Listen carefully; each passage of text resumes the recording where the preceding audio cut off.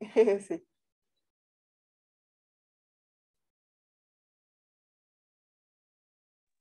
Ok. Leo, doctora. Sí. Ok. Vale.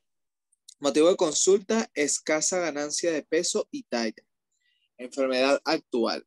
Se trata de escolar femenino de 7 años de edad, natural y procedente de Catia, Caracas, quien es traído por la madre al control de niños sanos. Durante el interrogatorio refiere escasa ganancia pondo-estatural y presentar desde hace varias semanas dolor abdominal periumbilical, en ocasiones acompañados de cólicos difusos.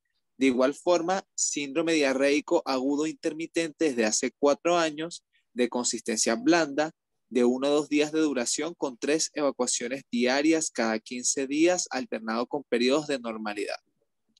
Antecedentes personales. Hábito intestinal, 1 vez al día de consistencia pastosa hasta hace 4 años. Tratado por prolapso rectal hace 2 años. Prurito anal a predominio nocturno. Estudia en escuela la mitad del día y luego es cuidado en casa de vecino donde recibe almuerzo y merienda junto con 8 niños más de la comunidad. Como está eso, no leo bien qué dice allí, dice geofagia, pero antes de geofagia no sé qué dice. Geofagia y pagofagia. Sí, pero antes de geofagia dice pica. Sí, pica, ok, sorry, pica, geofagia y pagofagia, ya. Examen físico, tensión arterial 110/60, frecuencia cardíaca 90, frecuencia respiratoria 17, temperatura 36,5 grados centígrados, paciente en buenas condiciones generales, piel y mucosas pálidas y húmedas, cardiopulmonar normal, abdomen globoso, depresible, doloroso a la palpación profunda. Resto dentro de límites normales. Para clínicos, en la hematología completa se evidencia hemoglobina 10,1 gramos por decilitro, hematocrito del 30%, GB glóbulos blancos, 7.200, polimorfonucleares 31%, linfocitos 60%, eosinófilos 9 y plaquetas 390.000. Ok. Eso es todo. Ok, este es un caso atípico porque este primer seminario, digamos que es el más fácil de todos y bueno, y la realidad es que los pacientes normalmente cuando tienen un parásito, normalmente no tienen uno, sino que los tienen todos, ¿ok? Entonces, ¿qué creen ustedes que tenga este paciente? Con base en su enfermedad actual, Profe, yo creo que tiene Ascaris lumbricoides yo por el pienso en dolor abdominal. ascaridiasis. Ok, ¿y Sí, cómo la ascaridiasis. enfermedad se llama? Ascaridiasis. Ascaridiasis. Ok, entonces, el paciente presenta clínica de ascaridiasis. Muy bien. ¿Tiene alguna otra cosa? Bueno, Bueno, como sus antecedentes. tiene Tiene el prurito prurito, anal, yo diría que que también puede puede ser ser. heterobius. Pero el prurito anal con el prolapso rectal no es de trichuras trichuri.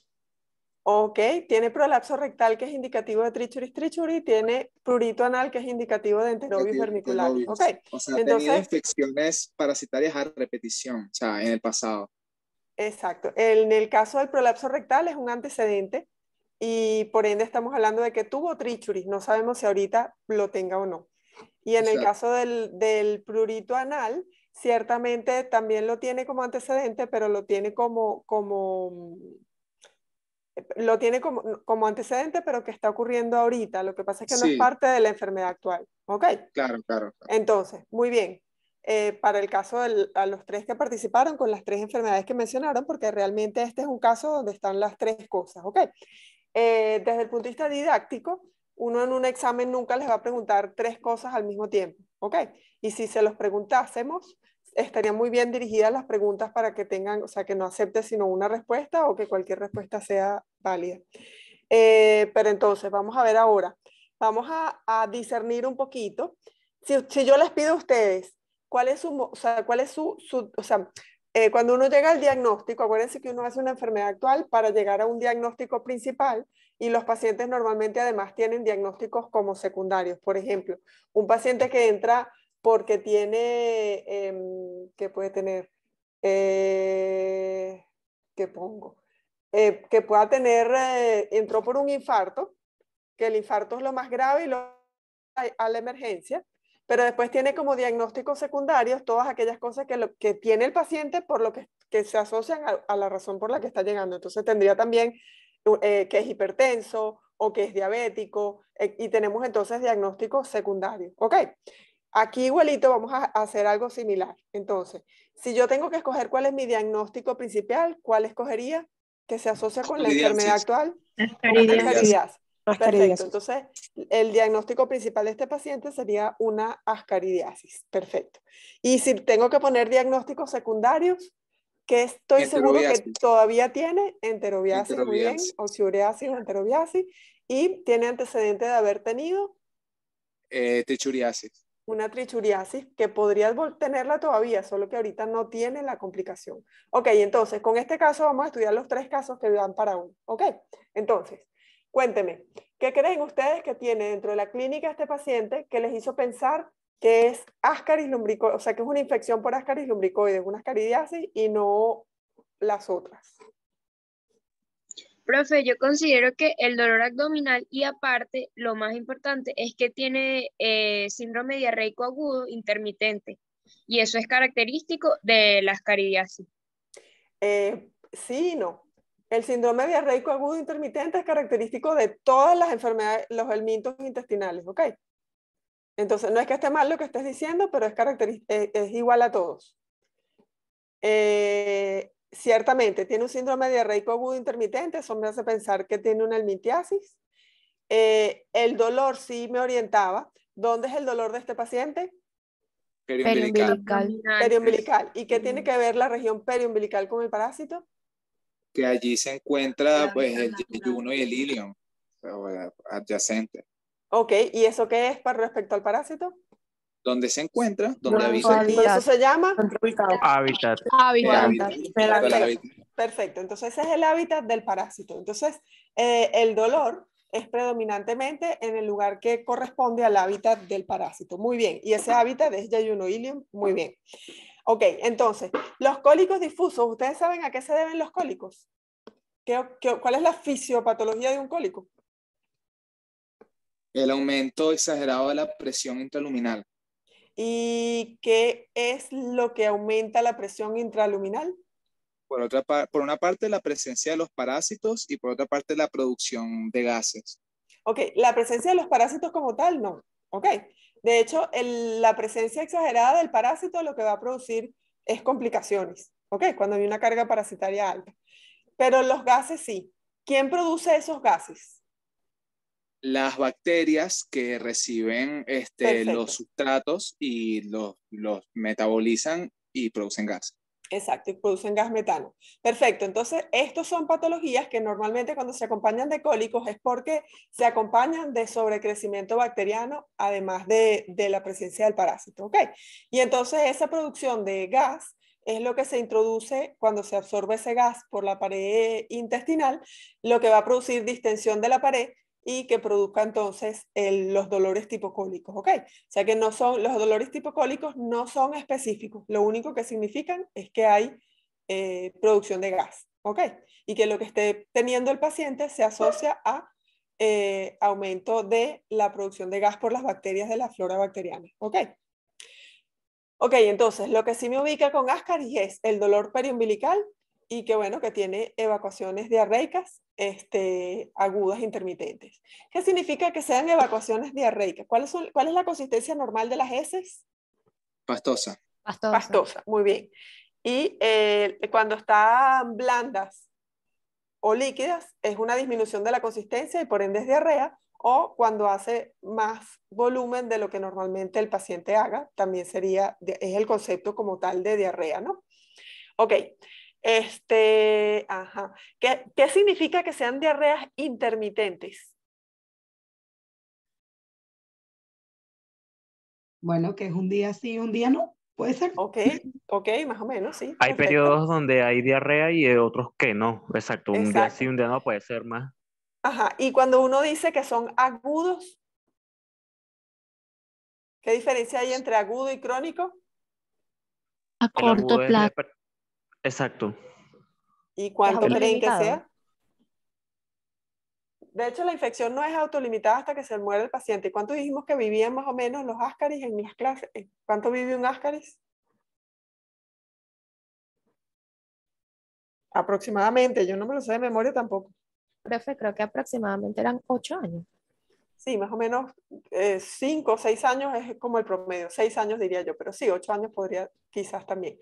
Entonces, eso significa que la infección como tal, que es la presencia del parásito en su hábitat, va a durar 8 años. Sin embargo, la sintomatología es intermitente. ¿Ok? Y la denominamos aguda porque si fuera crónica, ¿cuánto tiempo? ¿Cuál es el límite para que uno considere que una diarrea es crónica? De hecho, creo que la definen. ¿No han visto eso todavía en medicina interna? No, doctora. No, Ok. Normalmente la definen como aguda, persistente y crónica. Entonces, aguda, ¿cuánto creen que sea? Ningún oído tampoco Yo diría que creo que son 2 días, la aguda. 2 días es lo común, pero Ujú. cualquier diarrea que ocurra era aguda. ¿Ok? Si dura más de 15 días ya es persistente y más de 31 días es crónica. ¿Ok? Más de 21 días. ¿Ok? doctora, tengo una pregunta. Dígame. La escasa ganancia pondoestatural también sería característico del ascaris, porque Sí. cuando ¿Por qué leyeron la creen que enfermedad, este paciente, sí, por qué creen que este paciente tiene escasa ganancia pondoestatural? porque el parásito compite por los nutrientes con el paciente. Ajá, ¿y qué más? ¿Qué Es tiene que niño, pasar para es que un es un niño en niño. crecimiento? Sí, evidentemente Ujú. si no sería pérdida de peso y no que no crece, que no engorda. ¿Qué más? Ya se los dije, yo solamente acuérdense que el objetivo aquí es hacerlos pensar. Y yo lo quiero que me digan es por qué un niño de 7 años que tiene ascaris no gana peso. Porque el parásito compite por los nutrientes, pero ¿qué tiene que pasar además de eso? Que ya lo nombramos. El hecho de que tiene diarreas persistentes, bueno, bueno, en este caso ha sido agudas, pero tiene episodios de diarrea. Sí, no, ibas por el camino correcto y te arrepentiste. Bueno, diarrea crónica, tiene diarrea crónica. No, Esa es tiene lo que diarrea quise decir. aguda, okay, aguda intermitente, pero ¿cuánto tiempo tiene con la infección? A 4 años más o menos. 4 años, entonces la 4 años. ¿Ah? infección es crónica, ¿ok? Y la razón de ser por la que hay escasa ganancia de peso es por ser una infección crónica, ¿ok? Entonces hay una competencia de nutrientes, pero que no dura un mes ni 2 meses, sino que lleva 4 años. Y eso entonces hace que si el niño además, dijimos que los helmintos eran unos marcadores Pobreza. de pobreza, o sea que evidentemente este niño con ascaris, no necesariamente, pero probablemente viene de un nivel socioeconómico bajo y tiene entonces además deficiencias nutricionales sumadas a una infección crónica con un parásito con el que compite por los nutrientes. ¿Ok? Y hay mala absorción, ¿no, doctora? También. Dígame, ¿alguien si hay mala absorción en ascaris? Sí, doctora. Sí hay. Sí. Y explícame cuál Porque, puede ser la fisiopatología de eso. doctora, Ascaris libera sustancias que degradan a las enzimas pancreáticas como la tripsina y entonces como no se degradan los nutrientes, no se absorben y por eso hay mala absorción. Wow, me ganaron, eso yo no lo he leído nunca, pero ¿dónde lo leyeron? Porque no fue en la clase. Bueno, yo creo que lo leí en un resumen, pero a lo mejor estoy equivocado. Ok. Hasta donde yo sé, Ascaris es bastante inocuo y que yo sepa no produce malabsorción intestinal per se, sino competencia de nutrientes. Pero bueno, nos queda para investigar tanto ustedes como yo. Ok. Ok, entonces, a ver, ¿qué más tenemos que sea importante? Fíjense que dentro de los antecedentes personales estamos preguntando hábito intestinal, ¿ok? Lo normal es que una persona vaya una vez al día. Podría ir 2, pero si el paciente ya te dice que cada vez que come va al baño, eso es diarrea. ¿Por qué se los digo? Porque normalmente las personas, cuando uno interroga diarrea, si las heces no son líquidas, no consideran que tengan diarrea. ¿Ok? Y las heces de estos parásitos no suelen ser líquidas, sino blandas. Y las heces blandas, normalmente a veces lo único que el paciente dice es que evacúa 3, 4 veces al día, pero no lo denomina diarrea si uno no pregunta por el hábito intestinal. ¿Ok? Ok, entonces, ajá, ¿qué más que sea importante? ¿Qué otra cosa hay importante que tenga que ver con Ascaris en este paciente? Bueno, que el niño tiene tendencia a la geofagia. ¿Qué es geofagia? Bueno, cuando comen tierra. Se ¿Y qué es llevan tierra a la cuál boca. es el instinto que hace que un niño coma tierra? ¿O una persona coma tierra? Realmente no sabría decir. Anemia, ok. La ¿Sí? geofagia se asocia a ferropenia, ok. Ok, ¿qué otra cosa importante? Bueno, normalmente dicen que los pacientes con Ascaris tienen el abdomen globoso, pero no necesariamente, no se ha demostrado científicamente que realmente esté asociado a parásitos. ¿Qué más que sea importante? Eosinofilia. Eosinofilia. Ok, ¿cuánto tiene el paciente de eosinofilia? Tiene 9%, o sea, por encima del 5%, o sea, eosinofilia. No, tenemos que sacar los valores absolutos, ¿o no? Bueno, sí, es verdad, hay que ¿Cuánto sacar los tiene este valores. paciente de eosinofilia absoluta?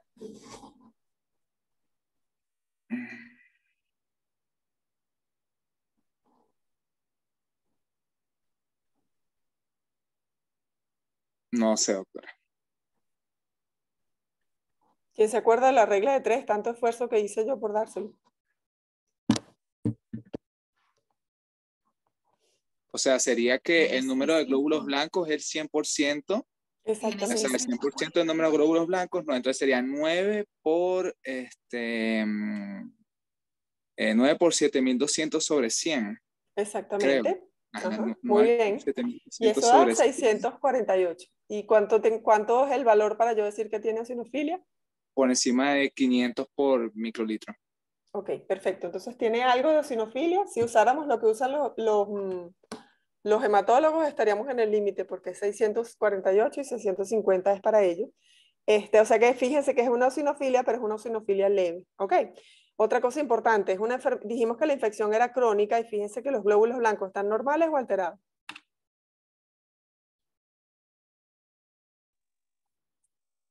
Bueno, realmente no sé cuáles son los valores normales de leucocitos. Bueno, se los tienen que aprender. ¿Cuáles son los valores normales de leucocitos? ¿Alguien que se lo sepa? Más de entre 5.000 y 10.000. Perfecto. Entonces, ¿están normales o están anormales? Normal. En Muy teoría bien. están bien dentro de los... Muy bien, dentro de- están normales. Ok, entonces, tengo los glóbulos blancos normales, lo cual me indica que no estoy en una infección aguda, ¿ok? O sea, el paciente tiene ya 4 años con la infección, no estoy en infección aguda. Pero sí tiene eosinofilia por la presencia del parásito, pero esa eosinofilia, como es un parásito que está en la luz intestinal, tiende a ser baja, ¿ok? Fíjense que apenas lo que tiene son 648 eosinófilos por milímetro cúbico. ¿La hemoglobina está normal o está alterada?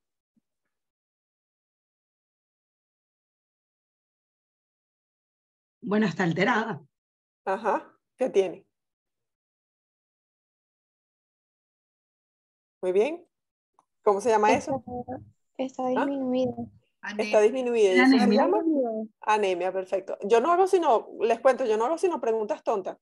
Yo no hago, si la pregunta fuera muy difícil, les tengo que dar la respuesta, pues porque no se supone que se lo sepan.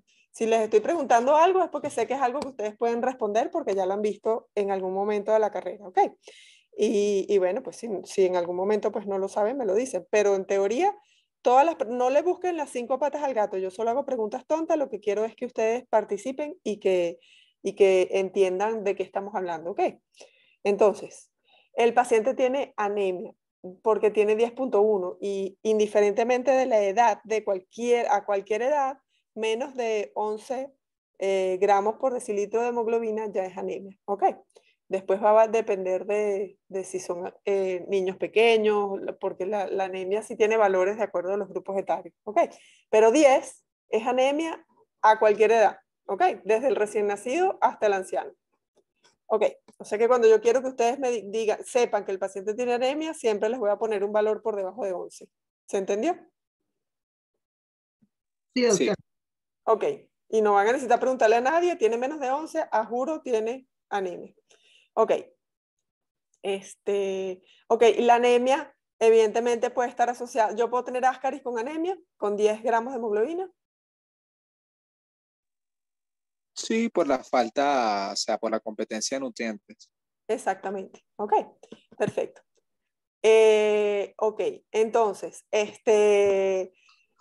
ciertamente esto es por una anemia por una infección crónica que debe ser una parte déficit nutricional, por un lado por déficit nutricional, por lo que dijimos que era un marcador de pobreza, o sea que probablemente sea un niño que no consume los nutrientes suficientes para tener la cantidad de hierro necesaria, y por otro lado, porque la ferropénica es mucho más común que cualquier otra deficiencia de anemia, y por otro lado, que la infección es crónica y compite por los nutrientes. Entonces come poco y lo poco que come lo tiene que compartir y tiene por lo menos 4 años haciendo eso. ¿Ok? Entonces esa es la razón por la que puede haber anemia. ¿Alguien sabe cuánto tiempo duran las reservas de hierro en el cuerpo?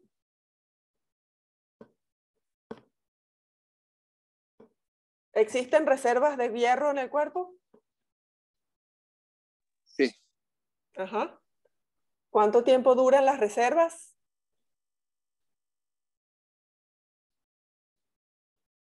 Tírenla a pegar, muchachos. ¿Saben qué? Yo quité la nota subjetiva. Como una semana. No, no, 8 días, ¿no? son 120 días por el recambio de los eritrocitos, ¿verdad? Exactamente.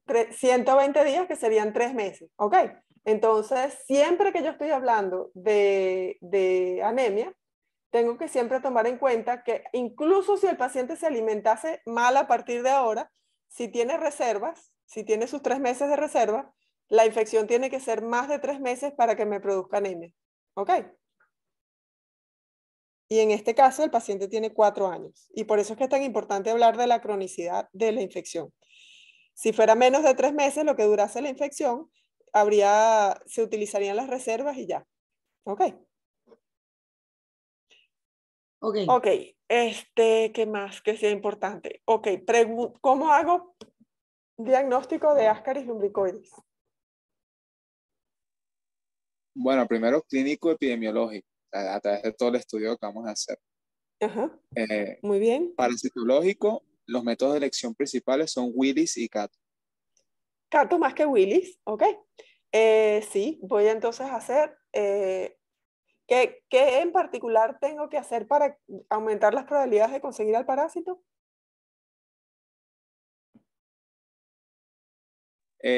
Pruebas, exámenes seriados, o sea, utilizar muestras seriadas. José Ángel, discúlpame que no quiero ser odiosa, pero te voy a mandar a callar a ver si alguien más participa porque estás dando el seminario tú solo, ¿ok? Doctora, ese no es José Ángel. José Ángel no está en la clase. Imagínate. ¿Y de quién es la voz entonces? Porque es igualita, me pareció igualita. Doctora, yo me llamo Javier.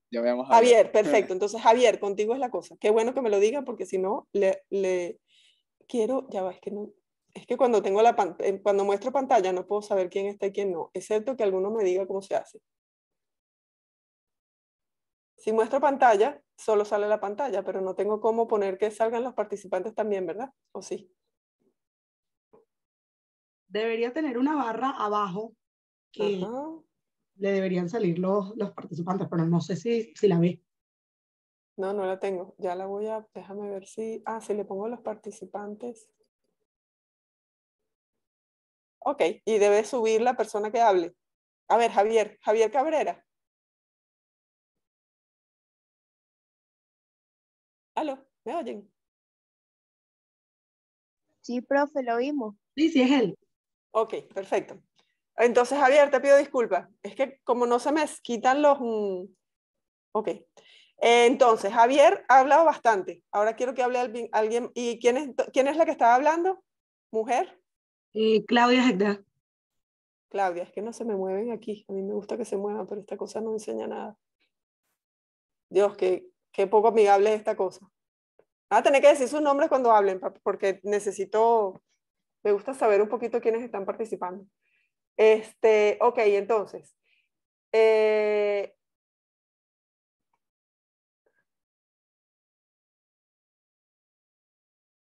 Seguimos. Entonces, ¿de qué estábamos hablando? Se me fue la idea. ¿Cómo diagnosticar el Ascaris? Ok, ¿cómo diagnosticamos Ascaris? Entonces, ok, el método, perdón, cuando uno pregunta Javier, si nadie habla, sí puedes hablar, porque si no, esto va a ser muy difícil.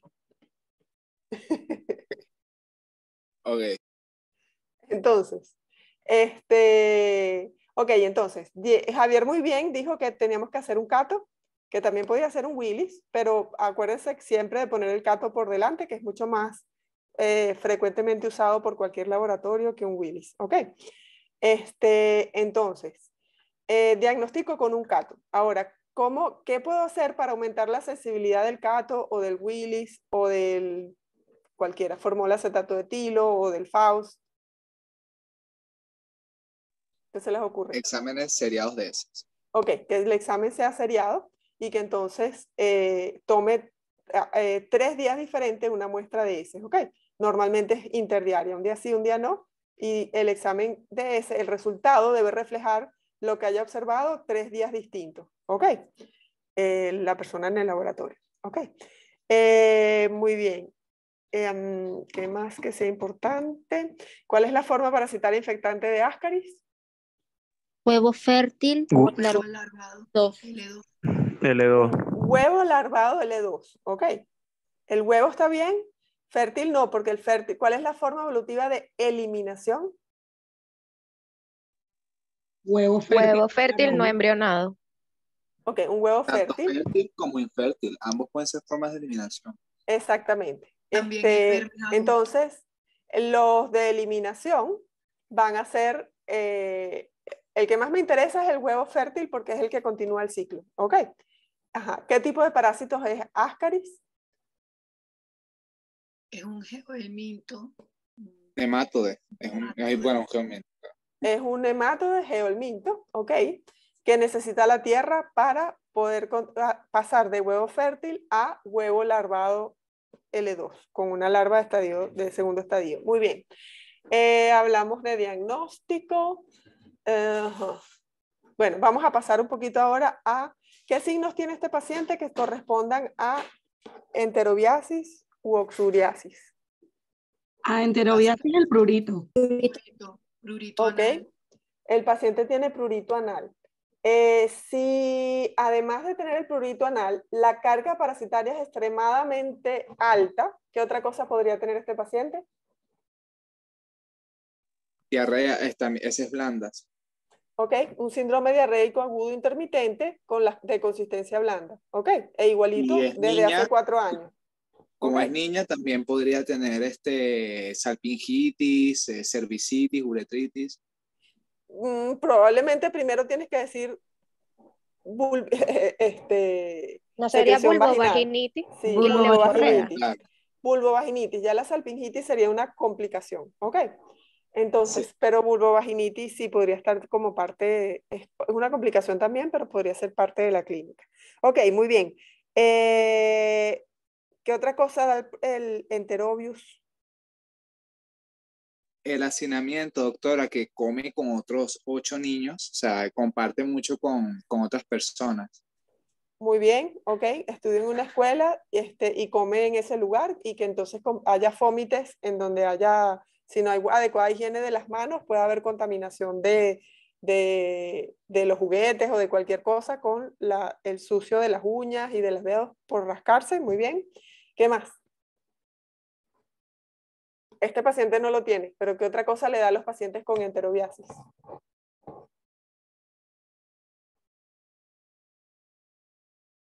Apendicitis. ¿Es una complicación? ¿Estamos hablando de complicación? Les da rinitis vasomotriz porque pasan las manos por el área nasal y oral y les puede dar rinitis vasomotriz. Muy bien, exactamente eso era. Rinitis, yo la llamo más alérgica que vasomotriz, porque en mi opinión está relacionada con la presencia de los huevos en las fosas nasales también, ¿ok? pero ciertamente sí, el paciente hace rinitis, y es una de las características típicas de este parásito también. Ok, la eosinofilia, ¿puedo tener un paciente con enterobiasis que tenga 9% de eosinófilos?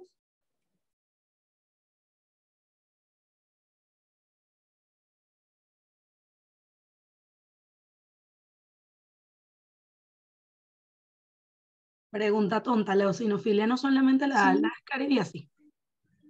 No. Doctora, Profe, yo creo José, que no, incluso, porque, bueno, si quieres hablar tú, María, no hay problema.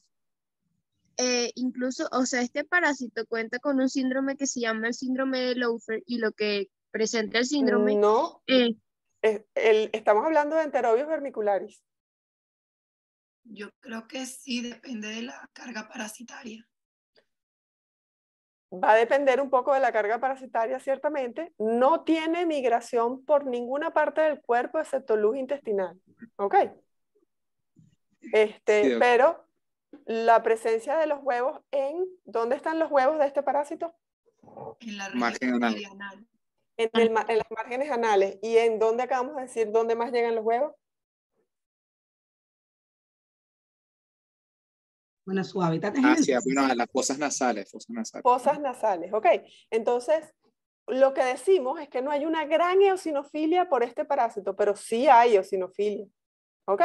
De hecho, nosotros tenemos publicado un artículo donde la agente causal de púrpura, de un tipo de púrpura en particular que se quita cuando uno da tratamiento, el parásito más comúnmente encontrado fue enterobius y se asocia esa púrpura a eosinofilia, ¿ok? Entonces no es que no dé eosinofilia, sino que la eosinofilia es muy leve, ¿ok? Los parásitos que no migran por tejido dan eosinofilia leve. Y cuando hablamos de que no migra por tejido, estamos hablando de que están en un órgano haciendo seclusión física en algún órgano como la luz intestinal, ¿ok? Entonces tienen contacto con el sistema inmune, pero muy poca, ¿sí? Y por eso hacen eosinofilia, pero una eosinofilia que siempre es leve. Entonces siempre está entre 5 y máximo 10%, y que cuando uno hace la eosinofilia absoluta, consigues cantidades que son muy cercanas a 500, ¿ok? O sea, estos pacientes lo máximo que deben hacer es como 700, 750 eosinófilos por milímetro cúbico. ¿Se entendió eso? Sí. Ok. Ahora, si habláramos de Ascaris, que eso no lo nombramos porque me salí de Ascaris porque después vamos a tener otro caso de Ascaris. Los parásitos que migran por pulmón, que pulmón sí ya es un tejido donde hay una exposición directa al sistema inmunológico, ¿cómo puede ser la eosinofilia si el paciente estuviera haciendo migraciones de este parásito por pulmón en este momento?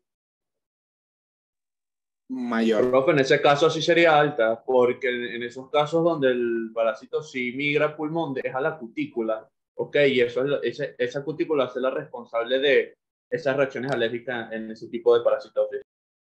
Perfecto, José. Ciertamente, en ese momento es cuando el paciente tiene riesgo de hacer hipereosinofilia, ¿ok? Ya no hace eosinofilia, sino hipereosinofilia. ¿Cuál es el valor de la hipereosinofilia para que uno diga de que el paciente tiene hipereosinofilia? Más de 1500 eosinófilos por milímetro cúbico. Muy bien, Rosa. Está casi sin voz. Ok, entonces los pacientes cuando tienen más de 1500 eosinófilos por milímetro cúbico, estamos hablando de que hay una respuesta inmune muy, muy exacerbada contra ese parásito y suele ocurrir solamente cuando hay exposición a nivel de los tejidos. Entonces eso es lo que ocurre cuando ocurre el síndrome de Loeffler, que es la fase migratoria de Ascaris. Ok, entonces nos devolvemos otra vez a enterobius. Puedo tener entonces 9% de eosinófilos con 7.200 blancos en el caso de una enterobiasis. Sí, es una eosinofilia leve. Leve, perfecto, sí. O sea que eso también es positivo para enterobiasis. ¿Y qué es lo que no es positivo en esta enfermedad actual para enterobiasis? El dolor abdominal periumbilical. Exactamente, ok. Porque ¿cuál es el hábitat de este parásito? Colon y, perdón, ciego. Ciego y puede migrar a apéndice. Exacto, ciego y apéndice es el hábitat, o sea que en teoría, si el dolor estuviese asociado a este parásito sería a nivel de ciego, pero realmente no produce mucho dolor, excepto que haya bacterias y que se produzcan cólicos. Ok, Enterobius, ¿qué más? ¿Creen que es factible que Enterobius produzca anemia? No. No, ok. Esto no sería algo que estuviese esto también sería un pertinente negativo, porque enterobiasis no suele cursar con anemia, ok.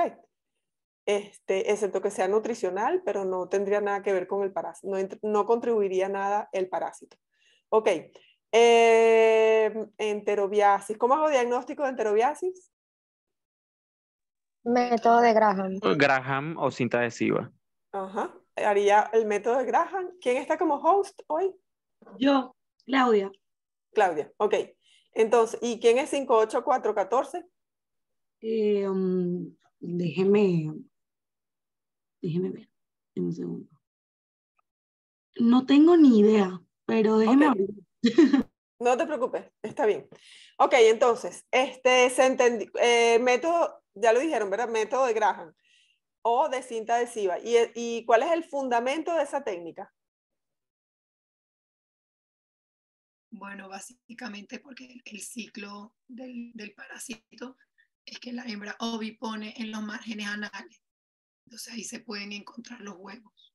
Perfecto, entonces lo que voy a utilizar es una cinta adhesiva que voy a adherir a las márgenes del ano, por fuera del ano, para pegar los huevitos de la cinta y las voy a ver al microscopio. Y el fundamento, como decía Rosa. Rosa, es básicamente la migración de la hembra durante la noche para poner en las márgenes del ano y poner esos huevitos afuera. Ok. Forma parasitaria infectante en enterobiasis, para enterobios vermicularis. L3. L1. L3. L3. Huevo larvado en L3. Exactamente, esa es la única respuesta correcta, lo que dijo Manuel. Huevo que en el interior hay una larva, no me importa si dicen L1, L2 o L3, es un huevo larvado. ¿Por qué no me importa? Porque algunos libros dicen L1, otros dicen L2 y otros dicen L3. ¿Ok? Entonces lo que importa es que el huevo ya maduró al estadio infectante y por eso es infectante. Ok, ¿cuál es la forma parasitaria de eliminación? Huevo larvado L1. No Un larvado. huevo larvado Huevo. L1. Ok, muy bien. ¿Es un geoelminto, enterobios? No, no es un No, geoelminto. no lo No es. es. No es un geoelminto. Ok, ¿cuál es el único elminto de los que hemos visto hasta ahorita, intestinal, que tiene autoinfección externa? Estronquiloides estercolares. De los que hemos visto para este seminario. Autoinfección externa. ¿Sí? Bueno, Enterobius, del que profe. hemos hablado. Enterobius. Enterobios vermiculares. Yo le dije que no le busquen las 5 patas al gato, que yo solo hago no. preguntas tontas. Ok, entonces, enterobios tiene infección ano-mano-boca. Ok, y entonces al tener infección ano-mano-boca significa autoinfección externa. Ajá. ¿Qué más que sea importante? Y las complicaciones ya las nombraron. ¿Cuáles serían las complicaciones, particularmente en hembras más que en varones? La parte de vulvovaginitis. Vulvovaginitis. La leucorrea. Leucorrea, La leucorrea es la clínica de la vulvovaginitis. salpingitis, Salpingitis, que sería inflamación de las trompas. Ajá. uretritis, No es tan común uretritis en ninguno de los dos casos. Podría irse a uretra, pero no es lo más común. Ok, bueno, está bien así. Salpingitis y vulvovaginitis son las dos complicaciones principales. ¿Con qué tendrían que hacer diagnóstico diferencial si tienen a una niña de 7 años con leucorrea? No parasitológico. Escherichia coli. Candidiásica. No. Bueno, candidiasis sí, podría ser, porque ¿qué produce candidiasis? A ese nivel, Sí. alteraciones en el pH por ejemplo, higiene inadecuada. Es una niña de 7 años, no me convence porque no creo que le hagan duchas vaginales. ¿Los hongos salen por qué? La cándida. Inmunosupresión. Podría ser, pero no es el caso. Algo más sencillo. Doctora, podría ser por ir a la playa. ¿No? Humedad. ¿Algún cambio del Tampoco. pH, doctora? A nivel del pH. No. ¿Cuál es la principal? ¿Qué protege contra candidiasis al intestino grueso contra cándida? La microbiota. La microbiota. ¿Qué hago? Es por la humedad. No, ¿qué cosa me puede alterar la microbiota? Como un niño de 7 años. Uso de antibióticos de amplio bien. espectro. Uso de antibióticos. Cuando usamos antibióticos de amplio espectro, yo podría tener una niña que tenga candidiasis porque me barrí toda la flora bacteriana. ¿Ok? Perfecto. Pero ahora quiero otra cosa, porque esto es algo que uno siempre debe tener como médico, tenerlo pendiente. Una niña de 7 años con flujo vaginal, con leucorrea. Abuso sexual. Ok, muy bien. Entonces, el diagnóstico diferencial puede ser desde algo tan tonto como una enterobiasis, como que lo que tengas al frente sea un abuso sexual y tú tienes que poder sospecharlo. ¿Ok? Ok, terminamos. Bueno, cuando la conducta con respecto a enterobiasis, una paciente de 7 años con enterobiasis, conducta. Ya hice Graham, ya sé que tiene enterobiasis. ¿Qué voy a hacer con la paciente? Tienes que tratar a toda la familia, lavar la ropa con agua caliente, secarla en secadora y si no hay secadora, colocarla un día completo al sol, lavar los pisos de la casa y lo demás sería higiene de manos, buena higiene íntima y de las y tratar a okay. toda la familia. Muy bien. Ajá. Muy bien, bastante completo. Lo único que la secadora tiene un ciclo de calor y un ciclo de no tan caliente. Tiene que ser en el ciclo caliente para que se mueran los huevitos. Pero sí, básicamente es eso, todo lo que tenemos que decirle. Y estar pendiente que inclusive a veces se nos pasa que el niño duerma en otros lugares además de en la casa. Entonces de repente hay que tratar también en la casa de la abuela, etcétera, etcétera. Si duerme allá. Ok, entonces, vamos ahora con qué cosas tiene de trichura. El prolapso rectal. Ok, que fue hace 2 años, o sea que estás en antecedentes. ¿Qué más?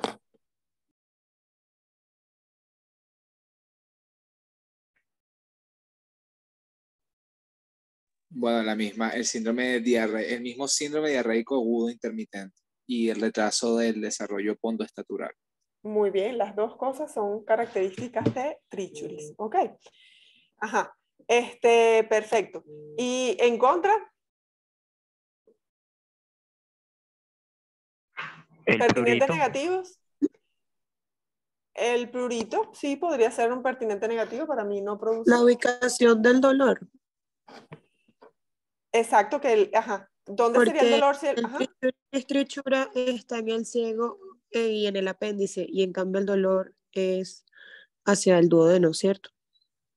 No, ¿hacia dónde sería el dolor? En el yeyuno. En el yeyuno. ¿Cuál es el hábitat de trichura? El ciego. Ciego y apéndice. ¿Se podría confundir con una apendicitis? Sí, porque el dolor es un fosa ilíaca derecha. Flanco y fosa ilíaca derecha, profe, ¿no?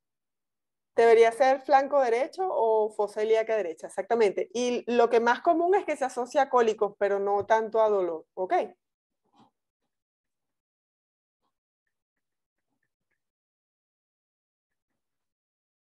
Entonces, ¿qué otra cosa consideran? Entonces, trichuritis se asocia a síndrome diarreico agudo intermitente. También puede durar 4 años porque es una infección crónica también. La consistencia suele ser blanda igualito. Tiene que ser una alta carga parasitaria. 3 evacuaciones diarias, cada 15 días, todo eso es igualito a trichuri. O sea que fíjense que les dije que podía ser, eso es común a cualquiera de las 3. Pero el dolor periumbilical solamente es de Ascaris. Como es una infección crónica y que además, ¿qué hace? ¿Cuál es la fisiopatología de la diarrea en el caso de trichuris trichura?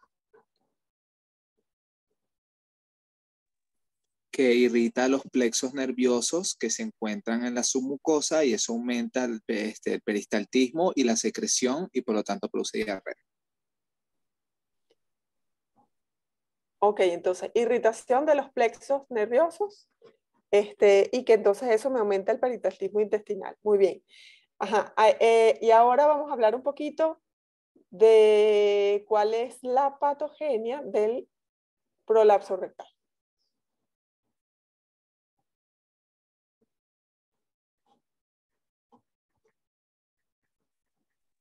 La carga parasitaria.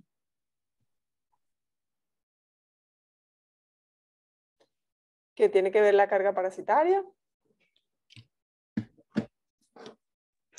Que si, o sea, hay mucha carga parasitaria puede haber prolapso, además de que si el niño o la niña se encuentra con mala absorción o desnutrición, eso hace como la pelvis más laxa y entonces puede ocurrir un prolapso. Ok, entonces el prolapso rectal es más común ¿a qué edad?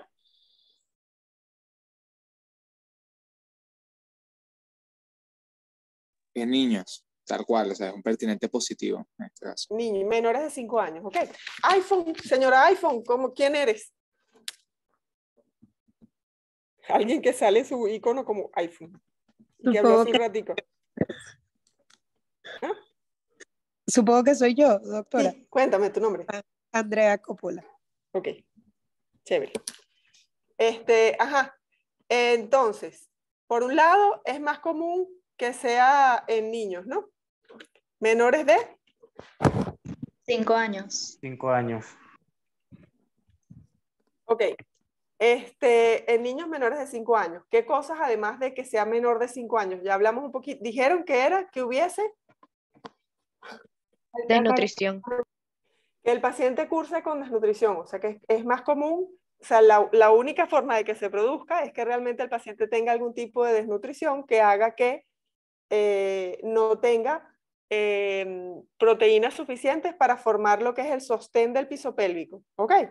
¿Qué más tiene que pasar? Y las diarreas, doctora, las diarreas también pueden causar, o sea, son un antecedente de un prolapso. Si son crónicas o agudas. O sea, si son La diarrea como tal, cuénteme, ¿qué clínica hay que este paciente no tiene que es típica de trichuris que hace que eso sea así?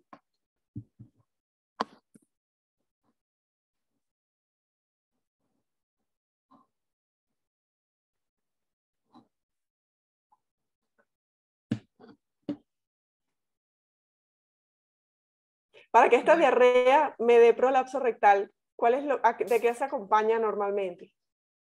En el caso de trichuris. Bueno, si la infección estuviera activa, la diarrea no sería intermitente. No, además, algo que acompaña a esto. Doctor, el tenesmo. Sí, pujo y tenesmo, ¿ok? En el caso de trichuris, la irritación del plexo, además de producir diarrea, produce pujo y tenesmo, ¿ok? Y eso significa que el paciente incluso sin tener diarrea, incluso sin tener heces que botar, va a tener como siempre ganas de ir al baño y de hacer pupú y puja porque se supone que tiene ganas. Y en lugar de evacuar, lo que hace es que se sale la mucosa, ¿ok? Por el aumento de presión tan exagerado y la falta de piso pélvico por desnutrición. ¿Se entendió? Sí. Sí. Ok, ¿y por qué tiene que haber alta carga parasitaria? Para que pueda ocurrir prolapso rectal. Para que compitan por los recursos. Para que haya una mayor irritación en las terminaciones nerviosas. Sí, ciertamente eso es verdad, pero hay otra razón. A elevadas cargas parasitarias, trichuris migra al recto y se implanta allí. Exactamente, tiene que haber elevada carga parasitaria para que invada todo el colon, ¿ok? Y que pueda entonces llegar a recto y que entonces es la presencia del parásito en el recto lo que hace que irrita a la mucosa y que salga y que haya pujo y tenesmo que afecte esa zona. ¿Ok? Ajá. ¿Alguna pregunta con respecto a cómo hago diagnóstico de trichuris, trichura? Cato. ¿Puedo hacer un cato? Puede ser por cato, por Willis. Principalmente cato. Igualito que cuando dijimos para Ascaris, si lo hago seriado, aumento las probabilidades de que me aparezcan los huevitos en las heces. Perfecto. Que también puedo hacer Willis, puedo hacer Faust, puedo hacer fórmula acetato de etilo o cualquier otro método de centrifugación o incluso sedimentación espontánea. Ajá. Eso es, dijimos diagnóstico, forma parasitaria de eliminación en el caso de trichuris. El huevo no larvado. No embrionado. Un huevo no embrionado, ¿ok? Ajá, ni larvado. Y forma parasitaria infectante.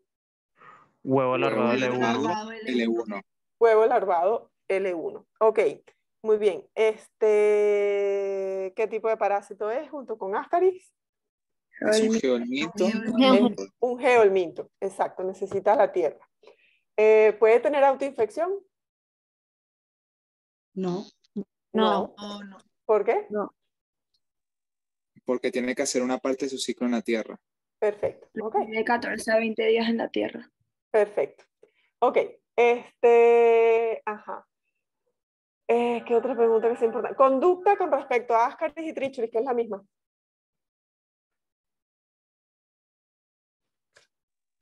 Tratar las aguas doblemente tratadas. Primero tienes al paciente al frente. A ver. ¿Qué haces con el paciente? Educación sanitaria. Y antes que la educación sanitaria, porque si no... Decirle que hierva el agua. Tratamiento específico. Tratamiento específico. Ok.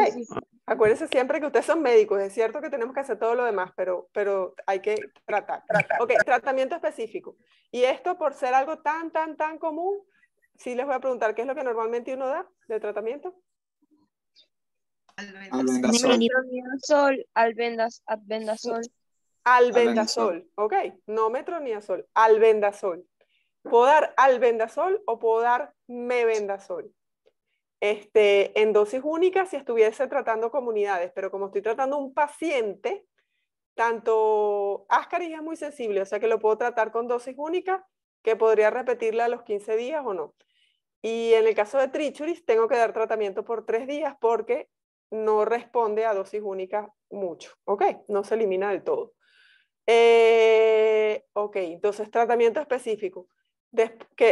Ahora sí, y además de tratamiento específico, voy a dar educación sanitaria que se basa en, ¿qué le voy a enseñar al paciente? Cortar las uñas, limpiarlas correctamente, Antes que eso, ¿cuál es la principal fuente de infección de huevos de trichuris y Ascaris? Agua no Agua doblemente tratada. Agua sucia, así que tengo la primera que me tienen que poner, no es que lo que me están diciendo esté malo, evidentemente que se tiene que cortar las uñas y mantenerlas limpias, pero mucho más importante para Ascaris y trichuris, así como para enterobios eran más importantes las uñas, en el caso de Ascaris y trichuris es más importante el agua. Entonces el agua tiene que estar preferiblemente doblemente tratada y eso significa filtrarla y hervirla. Filtrarla y hervirla. Y cuando hablamos de hervirla, usted sugería que era por 15 minutos aproximadamente. 10 minutos. Ok, vamos a hervir el agua por 10 minutos en ebullición, 10 minutos a 100 grados centígrados, ¿ok? Y eso hay que explicárselo muy bien al paciente, porque la mayoría de las veces si uno les dice hierva el agua, el paciente lo que va a hacer es que va a hervir y la va a apagar, y eso fue un sauna, ¿sí?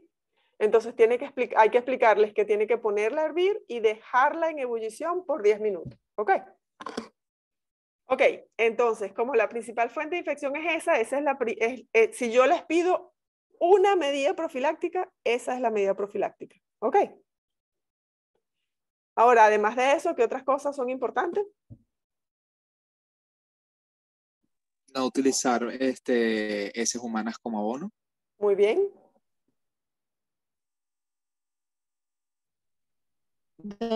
Doctora, el correcto lavado de manos.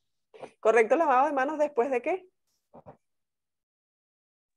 De ir al baño. Disculpe. No, eso sería para enterobios Después de estar vermiculares. afuera con la tierra. En contacto con la tierra. Posterior a contacto con tierra. ¿Ven la diferencia? Acuérdense que son preguntas tontas, pero ahí lo que les estoy preguntando es ciclo biológico. ¿Ok? Si saben que es un geolminto o no. Si yo me Profe, como Ajá. lavar bien las verduras también es otra medida profiláctica. Muy bien, pero tiene que ser con el agua hervida, no con el agua de chorro. Exactamente, con el agua doblemente tratada. Ok, ¿qué más? Ahora sí puedes decir, bueno, ya lo dijeron, las uñas y las manos, lavárselas. Ok, y algo que nombraron también, pero que yo lo interrumpí, me falta algo. Educación sanitaria. Educación sanitaria es todo lo que estamos hablando. No me sirve como respuesta. Pero alguien sí nombró algo antes, pero que yo los interrumpí porque quería que me hablaran del agua. Era lo del lavado correcto de las sábanas, la limpieza del hogar. Eso es solamente para enterobios. ¿Ok? Eso no es para Ascaris y Trichuris. Pero sí algo más que nombraron y era una voz masculina. Creo que era adecuada eliminación de excretas, profe. Exactamente. ¿Ok? Que el paciente, una de las cosas que hay que averiguar es si el paciente vive en una casa donde hay adecuada disposición de excretas. ¿Qué significa adecuada disposición de excretas que el paciente tiene? Baño, doctora. Que no tenga una letrina, que tenga un sistema de drenado. ¿Y las letrinas son malas? No necesariamente. No, exacto. Hay geolmintos que pueden salir a la superficie de la tierra. ¿Cuánto es como el mal uso de las letrinas. ¿Cuánto mide a ver, primero, ¿alguien sabe cómo se hace una letrina?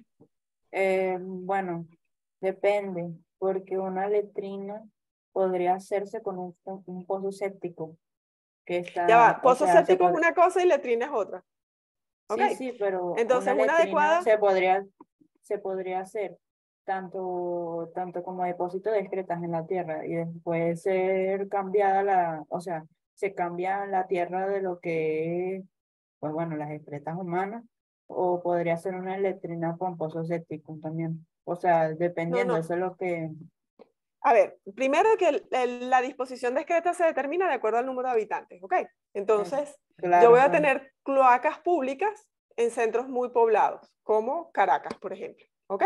Ahora, cuando los espacios son muy grandes, por ejemplo, en Miami, lo que hay es pozo séptico, y no ahorita que están pasando a cloacas. Y la razón de ser era porque las distancias eran muy grandes, y los pozos sépticos utilizan agua. Y lo que tienes es que tienes dos pozos, dos sumideros, donde caen las heces al principio, se quedan los sólidos y el agua pasa al segundo sumidero y se va y se disemina en la tierra, pero utiliza agua, ¿ok? Y la letrina como tal no utiliza agua. Si es pozo séptico es una cosa y si es letrina es otro. Ahora, una letrina, ¿qué profundidad tiene un hueco de una letrina? Creo que son 3 metros. 2 por 2, ¿ok? Y ahora, ¿ese hueco se tapa la superficie, sí o no?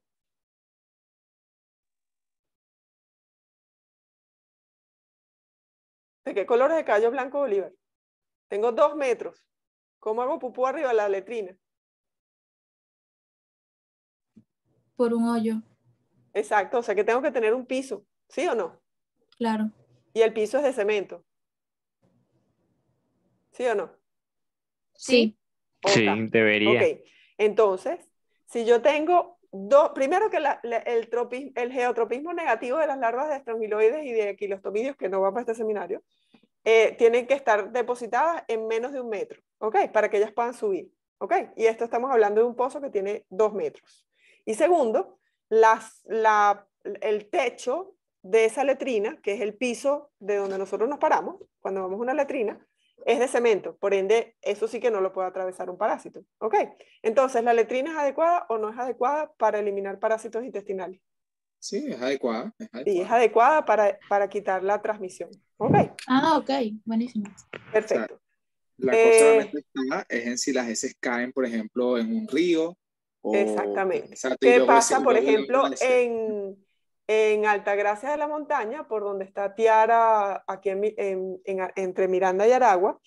ellos tenían cloacas, pero las cloacas, en lugar de conectarse a unas cloacas públicas como la nuestra que se conectan al Guaire, se conectaban al río de la comunidad, ¿ok? Entonces lo que hacía era contaminar el resto de la comunidad. Entonces, no basta con que haya cloaca, tiene que haber un adecuado sistema de eliminación de las excretas, ¿ok? En teoría, todos esos cloacas deberían llegar a una planta de tratamiento donde se eliminaran todos los parásitos y se pudiera el agua botar sin que contaminara el ambiente, ¿ok? Ok, ¿qué más que nos falte por hablar? Yo creo que aquí ya tocamos los 3 temas en general, ¿verdad? Vámonos al siguiente caso, que sería ya una complicación.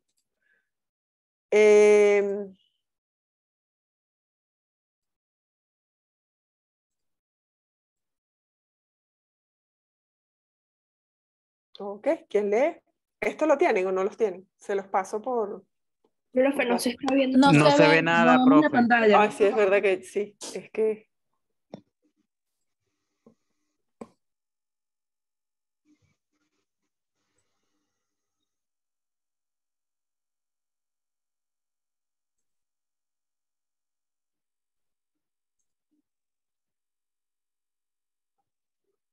Este no es.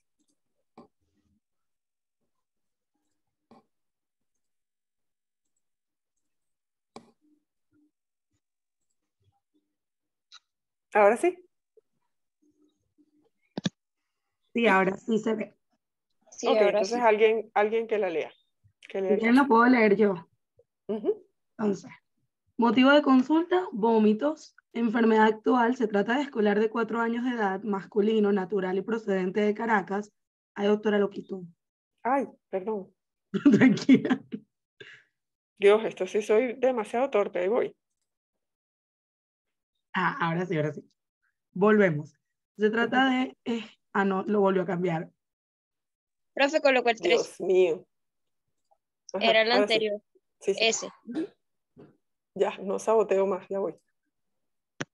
Ahí. Ajá, ahora sí. Se trata de escolar de 4 años de edad, masculino, natural y procedente de Caracas, La Vega, quien según su madre presenta dolor abdominal difuso, intermitente, de moderada intensidad desde hace 3 días, el cual cedía con antiespasmódicos. Además presentó evacuaciones líquidas sin moco ni sangre en número de 5 durante el primer día y constipación en los 2 últimos días. Desde esta madrugada presenta vómitos incoercibles de contenido alimentario y ausencia de expulsión de gases. Antecedentes personales. Producto de 4 gestas, tiene 5 hermanos, vive en una casa con patio de tierra donde tienen perros, gatos y gallinas. La madre refiere, el muchacho no crece, baja ganancia estatural, y que presenta diarrea ocasional aproximadamente 3 veces al mes desde hace 1 año. Fue tratado por prolapso rectal hace 1 año y se queja frecuentemente de prurito anal. En el examen físico, vamos a tener la temperatura en 37.5 grados, la presión arterial en 90-50 milímetros de mercurio, pulso en 110 pulsaciones por minuto, la frecuencia respiratoria en 25 respiraciones por minuto, palidez discreta de piel y mucosas, piel seca, con signos de pliegue positivo, RSCSRS. Ruidos cardíacos regulares con taquicardia. Ok, eso no sabía qué significaba. No importa. Ok, ruidos normales con taquicardia, auscultación pulmonar, me imagino que estos ruidos normales pulmonares. Ruidos respiratorios presentes en ambos hemisferios, sin agregados. Ok, sin agregados. Abdomen distendido, doloroso a la palpación, disminución de ruidos hidroaéreos, a predominio de mi abdomen izquierdo, no se pudo palpar vísceras, tacto rectal, ampolla rectal con escaso material fecal. En los paraclínicos tenemos en la hematología hemoglobina de 13 gramos, el hematocrito un 42%, las plaquetas en 350.000, glóbulos blancos en 14.000. Eso es sedimento. Bueno, 60%. Segmentados. Ajá, segmentados, 60%. Leucocitos un 26%. Eosinófilos 10%. No sé qué significa la C, disculpe. Callados. Ok, callados. 4%. En el examen de orina, sin alteraciones, el examen de heces no se puede realizar y el rayos X de abdomen se observan asas intestinales distendidas, imagen en migas de pan y múltiples vermes. Ok, ¿Qué tiene este paciente? Un ovillo Un ovillo ascaridiano. Un ascaridiano. ovillo ascaridiano. Perfecto, una obstrucción intestinal debido a un ovillo ascaridiano. Ok, ¿cuáles son los signos que les hicieron pensar que era un ovillo ascaridiano? Signos y Vómitos síntomas. Vómito de fecaloides. contenido alimentario, Ok, La que ausencia tenía- de heces, o sea, de de deposiciones, gases. de Ajá, gases es la cosa. ajá. Y los rayos X que se ven en migajas de pan. Ok, perfecto. Entonces, el paciente eh, tiene clínica de que tiene ascaridiasis desde hace tiempo, pero que acaba de hacer una obstrucción intestinal, un ovillo, por acumulación de vermes, y que entonces desde hace 3 días no está evacuando. Ok, en los 2 últimos días.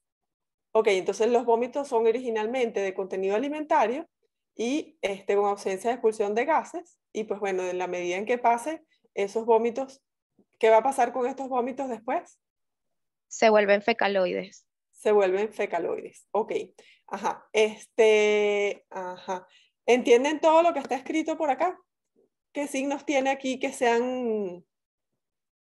A ver, que sea Hipotenso. importante? Es un niño. Esa Sí. tensión es normal en un La niño. palidez, profe. Ajá, disminución de ruidos hidroaéreos, ¿qué significa? ¿Saben o no? Porque por allí no está pasando ni aire ni agua, donde no se está escuchando. ¿Pero saben qué son los ruidos hidroaéreos? No. No. Ok, eso lo van a Esas ver no en son. en la última unidad de medicina interna, por eso se los estoy diciendo. Los ruidos hidroaéreos uno los oculta con la campana y normalmente una persona normal tiene como 2 o 3 ruidos hidroaéreos por minuto, ¿ok? Que es lo que indica el movimiento del peristaltismo intestinal normal, ¿ok? Si tengo más de 3 es hiperperistaltismo, que vendría a ser lo que ocurriría si tengo diarrea, y si tengo menos de 2, lo que tengo es parálisis o ilion paralítico, ¿ok? Que vendría a ser lo que está ocurriendo aquí, porque el paciente está pasando a la siguiente fase, en donde no pudo ceder la obstrucción y que entonces empieza a disminuir los ruidos o sea, el movimiento intestinal. ¿Ok? Ok. Esto que ustedes ven acá es lo que se llama imagen en migas de pan. Fíjense que está como que el colorante no entra bien en la región. Y lo ocasiona el verme como el ovillo ascaridiano como tal, ¿ok? Y bueno, y tienen algunos vermes que están separados por otro lado. ¿Preguntas sobre esto?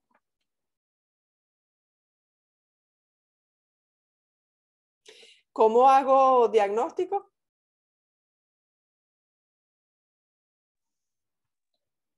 Parasitológico con cato.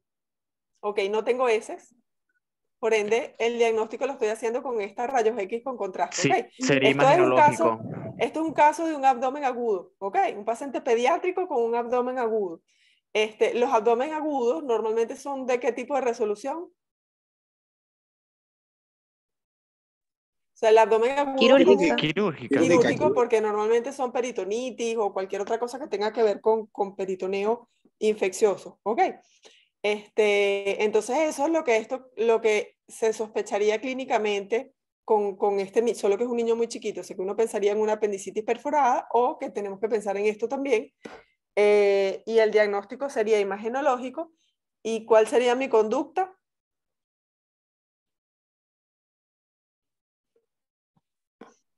Bueno, primero resolver el problema, o sea, operarlo. O no hace falta. Bueno, podría ser, pero yo creo que si le das con albendazol se puede resolver porque produce parálisis flácida. Al contrario, con el albendazol le aumentas la obstrucción, ¿ok? Hay que dar piperacina. Piperacina, perfecto. Entonces lo que tengo es que producir parálisis flácida. Si no se acuerdan cuál es el medicamento, lo importante es que digan un medicamento que produzca parálisis flácida, ¿ok? Porque yo no tengo por qué exigirles que se sepan los nombres de los medicamentos, pero sí que se sepan la patogenia. Entonces, la primera opción es que sea médico, observación médica, dándole piperacina a ver si bota los vermes por el ano. Y la segunda opción es que si no los bota, pues tengo que ir a cirugía, ¿ok? Y que entonces se le saquen los vermes quirúrgicamente. Profe, pero ¿En cuánto tiempo más o menos, o sea, puede tomarse esa determinación? O sea, ¿qué tiempo tarda más ¿Lo o menos en tienes? dedicar Ah, la bueno, prueba? por supuesto, este paciente, ¿qué voy a hacer con el paciente cuando me llegue la emergencia? Todo abdomen agudo, hay que hospitalizar, ¿ok? Entonces, mi primera conducta es hospitalización, porque lo necesito observar cómo evoluciona. Entonces, lo primero que hago es utilizar piperacina y veo la evolución del paciente. Si no mejora, tiene que ir a quirófano, ¿ok? Ok. Ok, listo, vamos con el siguiente caso.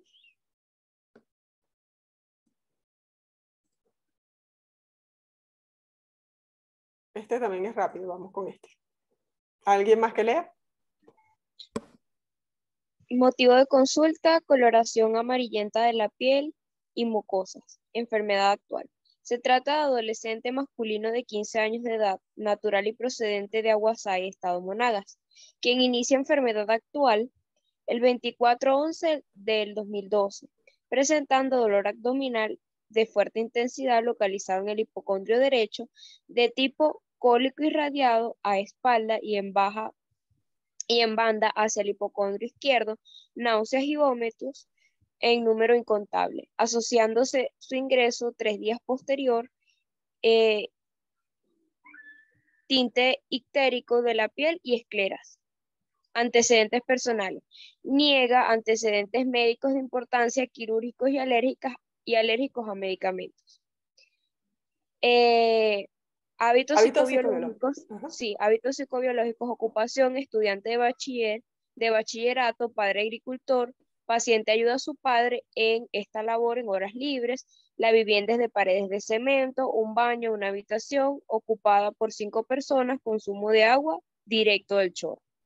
El examen físico, SB, signos vitales, que es la tensión arterial de 110-70 milímetros de mercurio, frecuencia cardíaca de 102 latidos por minuto, frecuencia respiratoria de 16 respiraciones por minuto y la temperatura corporal es de 37 grados centígrados. Piel está ictérica, acentuada y de piel y escleras, ORL, mucosa oral seca, cardiopulmonar, tórax simétrico, normoexpansible, ruidos respiratorios presentes en ambos hemitórax sin agregados, ruidos cardíacos rítmicos, taquicardia sin soplos, abdomen plano, excavado, blando, deprimible, doloroso a la palpación de hipocondrio derecho y epigastrio. Extremidades, edema. Dice 2, doctora. 2 y 4. 2 sobre 4. 2 sobre 4. En ambos miembros inferiores. Ambos miembros inferiores. Ambos miembros inferiores. Laboratorio, hemoglobina de 13.6, hematocrito 40.8%, glóbulos blancos 14.450, segmentados 78%, linfocitos 13.4%, eosinófilos 8%, plaquetas 372.000, ASTN es aspartato de cirugenasa, enzimas hepáticas. 153, ALT. Valor normal, 10 a 40. El valor normal es de 10 a 40, ALT es 180, que no sé qué es ALT. Eso es alanino transmerasa de enzimas hepáticas. Sí, 184 y el valor normal es de 10 a 40. GGT es glutamato. Gamma-glutamil transferasa. Glutamil transferasa, 123, valor normal, 10 a 50, fosfatasa, alcalina de 404, está elevada. Bilirrubina. Total. Total es de 78.7, el valor normal es menor a 1.2. Bilirrubina indirecta de 33.5, valor normal menor a 0.35. Bilirrubina directa 36.8, valor normal es menor a 0.6.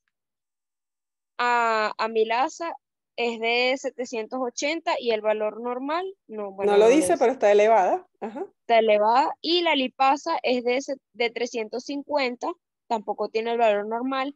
Y las proteínas totales es de 6.2 gramos por decilitro.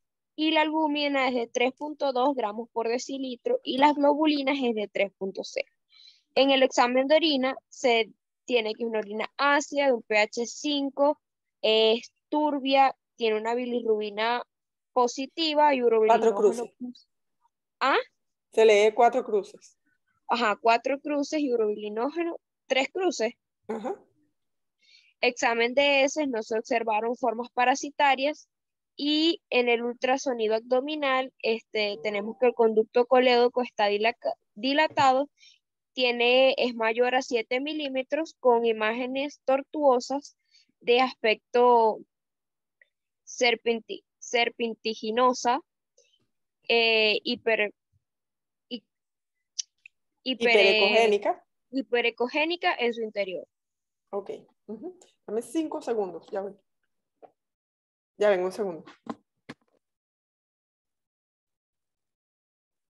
Obstrucción de las vías biliares. Tiene una migración anómala exacto, obstrucción de vías biliares. ¿De qué forma parasitaria? Del adulto. De un verme adulto. Ok, de un verme. Ok. ¿Y a dónde está migrando? ¿Dónde está ubicado? Conducto colédoco. En el conducto colédoco. ¿Y dónde más? Hígado. Hígado. Sí, hígado, sí. Bueno, pero el hígado van las larvas, pueden ir, son las larvas. Bueno, el conducto, lo del colédoco también llega al hígado, pero no llega realmente hasta allá. ¿Qué otra cosa me está alterando? Bueno, ustedes no tienen por qué saber eso. El dolor en banda en hipocondrio derecho, que llega hasta el hipocondrio izquierdo, amilasa positivo y lipasa positivo son signos de pancreatitis. Ok, o sea que está afectándome también el conducto de Wilson. ¿Sí? El conducto, exacto. Perfecto, entonces tengo una obstrucción tanto del colédoco como del páncreas, ¿ok? Y es por una migración errática de un verme adulto, ¿ok? Ajá. ¿Qué otras migraciones erráticas puede hacer un verme adulto? ¿A qué otros lugares se pueden ir? Apéndice. Podría irse apéndice, ¿qué más? Y producir apendicitis. Vías aéreas. Podría subir por tubo digestivo, o sea, por esófago. ¿Y qué pasa? ¿Cómo se va hacia vías aéreas? ¿Cómo se llama eso? ¿Puede haber muerte si se va hacia vías aéreas? Sí, por broncoaspiración. Ok, entonces que ascienda por la faringe y que haya en ese momento broncoaspiración y los vermes se van hacia vías aéreas y producen obstrucción aérea. Ok, muy bien. ¿Puede haber, qué otra cosa se les ocurre? Profe, también ahí el verme puede migrar a la trompa de Eustaquio y causar dolor en el oído medio. Perfecto, muy bien. Ajá. Y muy ocasionalmente que pueda salir por el tímpano, pero no es común. Muy bien. ¿Y qué otro lugar? Y que no produzcan la muerte, pero que migren el adulto. Que salgan espontáneamente por cavidades nasales. Por orificios nasales o por la boca o por el ano. ¿Ok? Y eso serían las migraciones erráticas del adulto. Y después tenemos otras complicaciones asociadas a migración errática de las larvas, ¿no? ¿Cuál sería la principal complicación de una migración errática de la larva? Necrosis hepática. No, no produce necrosis. Es hepática, pero no produce necrosis. Es el absceso hepático. Un absceso hepático. Un absceso hepático. Ascaridiano. Ok, y ese absceso ascaridiano puede ocurrir en cualquier parte del cuerpo, pero más común es que sea en el hígado que sea en cualquier otra parte. Ok. Ya hablamos de... Listo, vámonos con el siguiente caso. Dios, no tengo... porque está de primerita.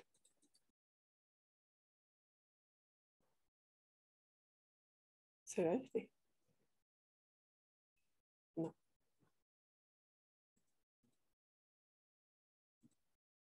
Dios, ya se los voy a poner. ¿Qué no está? Ya le voy a tomar foto un segundo para que lo lean. Juraría que lo vi.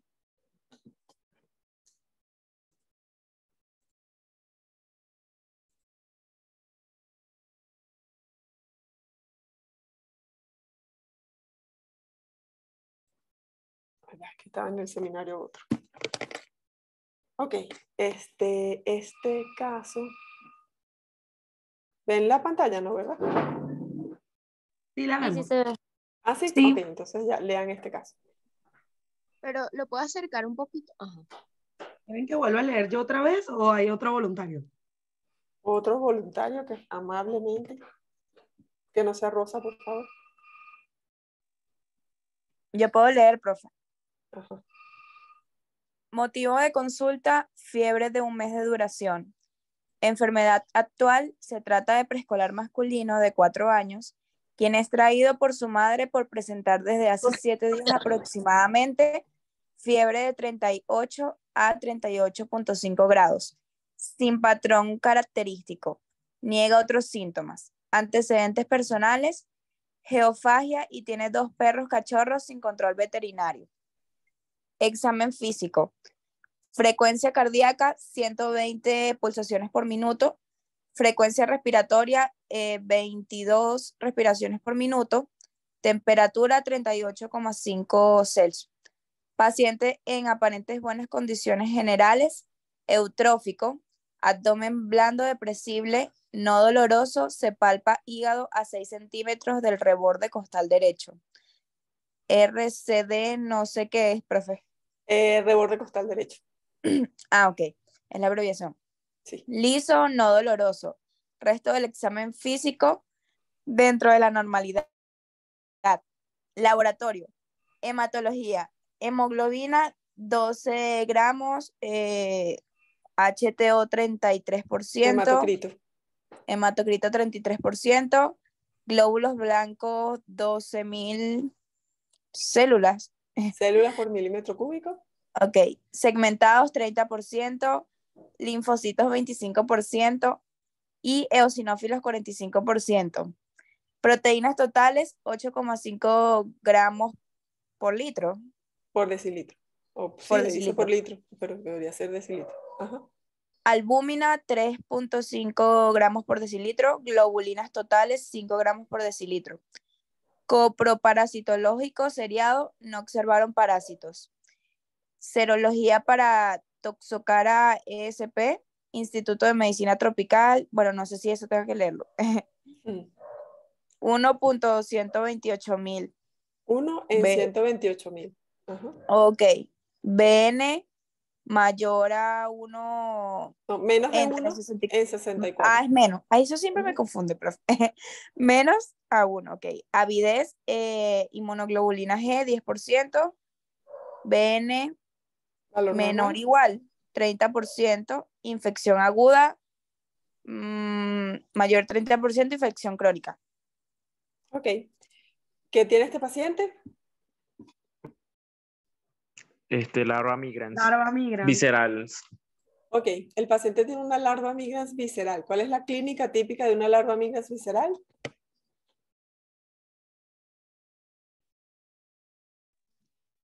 ¿Cuáles son los signos clínicos, los pertinentes positivos de este paciente? ¿Qué les hicieron sospecharlo? El síndrome febril irregular. Ok, tiene un síndrome febril. ¿Qué más? ¿Tiene fiebre? Eosinofilia. La eosinofilia, muy bien. ¿Qué más? Hipereosinofilia, además. El antecedente epidemiológico de que tiene 2 cachorros sin control veterinario. Para mí es lo más Y importante. que hizo geofagia. Antes de que me digan los cachorros y las geofasias, acuérdense que el diagnóstico siempre es clínico epidemiológico. ¿Qué me falta en la clínica? Porque fiebre y eosinofilia puede ser cualquier cosa. Se palpa el hígado. Ajá, ¿y cómo me lo vas a decir? Hepatomegalia. Hepatomegalia. Ok, entonces hay una hepatomegalia con fiebre y es un síndrome de hepatomegalia con febril con eosinofilia, hipereosinofilia. Ok.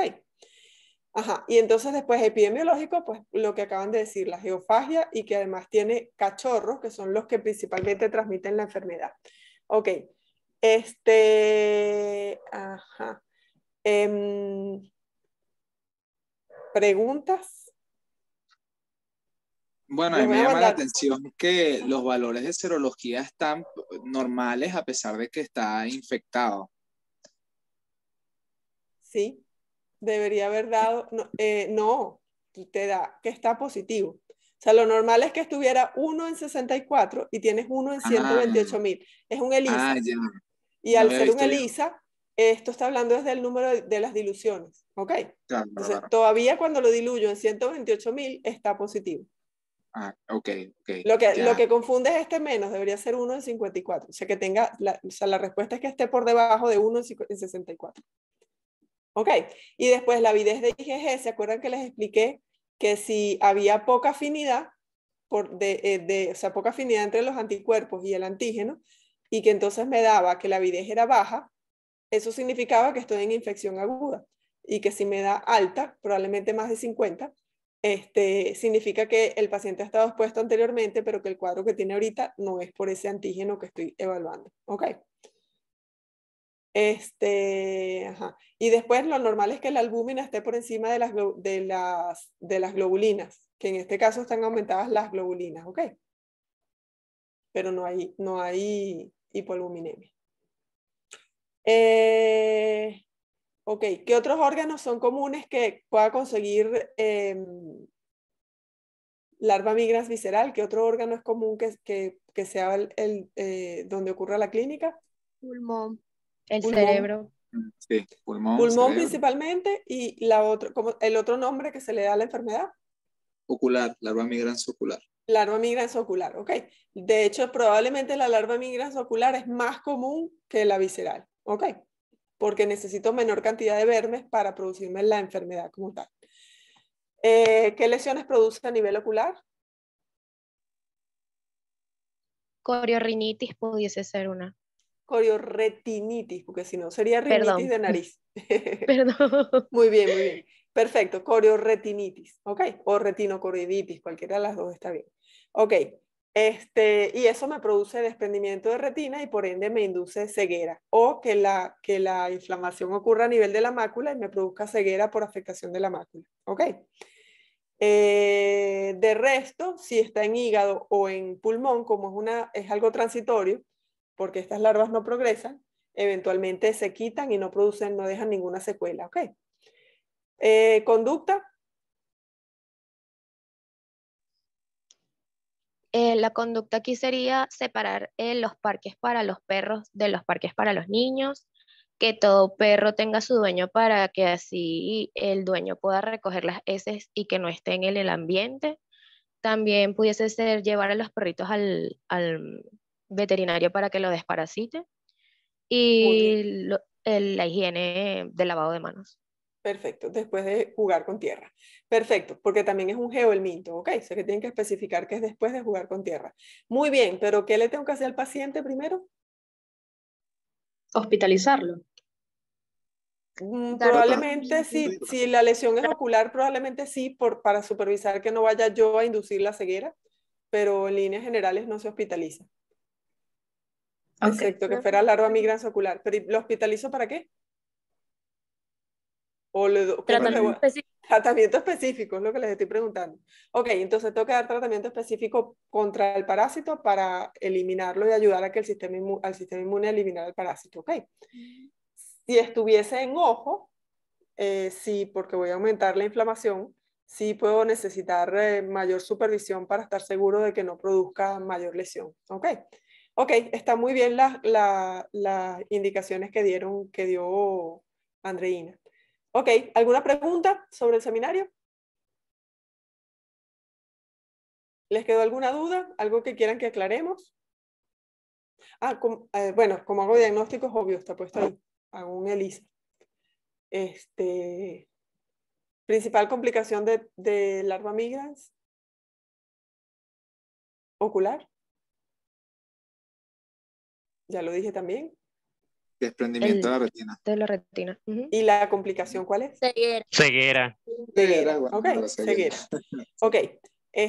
Bueno, chicos, hasta aquí llegó el seminario. Si tienen alguna pregunta. Gracias, doctora. Yo creo que todo quedó muy claro y bueno, nos queda seguir estudiando. Ok. Gracias, profe. Gracias, profe. De nada. Gracias, doctora. Gracias. Hasta luego. Increíble, Chao. increíble seminario. Doctora, gracias. Gracias, Muy bueno. doctora. Gracias. Gracias, doctor.